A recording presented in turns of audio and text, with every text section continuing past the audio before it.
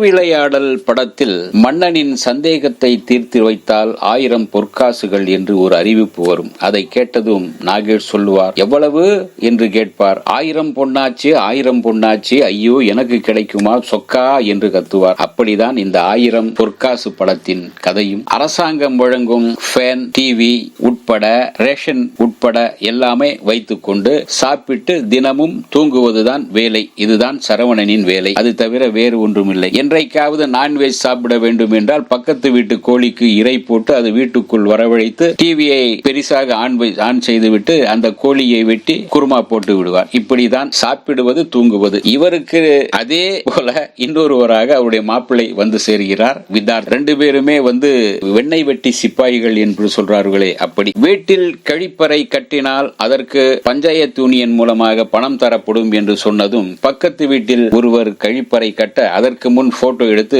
சரவணன் போய் பணம் வாங்கி விடுகிறார். அந்த பணத்தில் கோழி குருமா அது இது என்று விதவிதமாக சாப்பிட்டு தீர்த்து விடுகிறார். அப்புறம் என்ன, அவர் நெருக்கடி கொடுக்க மறுபடியும் இவர் தன் வீட்டுக்கு பின்னால் உள்ள இடத்தில் குழியை வெட்டி, அதாவது பிணம் புதைக்க குழி வெட்டும் ஆட்களை அழைத்து குழி வெட்ட சொல்கிறார். அப்படி குழி வெட்டும் போது 1000 பொற்காசு உள்ள ஒரு பானை கிடைத்து விடுகிறது. பிறகுதான் ஆரம்பமாகிறது கதையில் சுறுசுறுப்பும், சரவணனுக்குள்ளும் சுறுசுறுப்பும், விதார்த்துக்குள்ளும் ஒரு சுறுசுறுப்பு. அந்த ஊருக்கு வரும் புது பீஸாக வரும் விதார்த் பெட்டிக்கடை நடத்தும் அருந்ததி நாயரின் கண்ணில் பட இருவர்களுக்குள் பத்திக் கொள்கிறது, காதல் தொடர்கின்றது. அந்த கடையில் வியாபாரம் நடக்கிறதோ இல்லையோ காதல் மட்டும் நடக்கும். மற்றும் ஜார்ஜ் மரியான், வணக்கம் கந்தசாமி, பவுன்ராஜ், வெடில்ராஜ் மற்றும் பலர் நடிக்க காமெடி கலந்து கலகலப்பாக படத்தை இயக்கி இருக்கின்றார் ரவி முருகையா. ஒளிப்பதிவு சரவணன், இசை ஜோஷன் சிவனேசன். ஜார்ஜ் அந்த குழியை வெட்டி பொற்காசுகளை எடுக்கின்றார். அவரே தள்ளி கொண்டு போகலாம் என்று பார்க்கும் போது அதற்குள்